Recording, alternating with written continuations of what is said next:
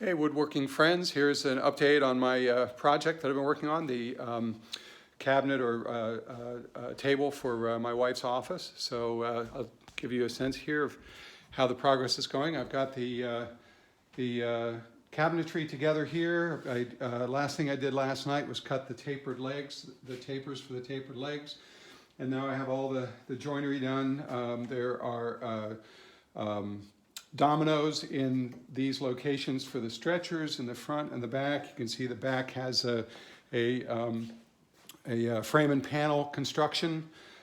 Here's this red oak with the iron stained grain to it. That's in the tree itself, that black stain, and I'm trying to take advantage of that here, actually feature it in the piece as much as possible. But I've got the cabinet together here. Here's those side panels that were glued up that are now in place.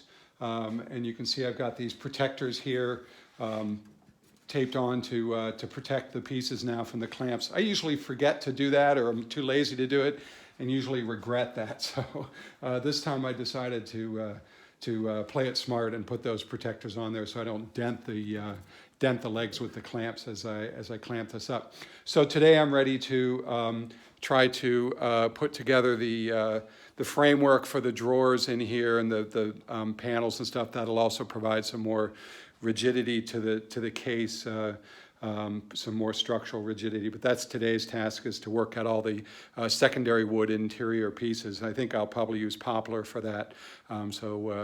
Hope you're enjoying your time in your shop in these coronavirus days, and would love to see the projects you're working on in your shop.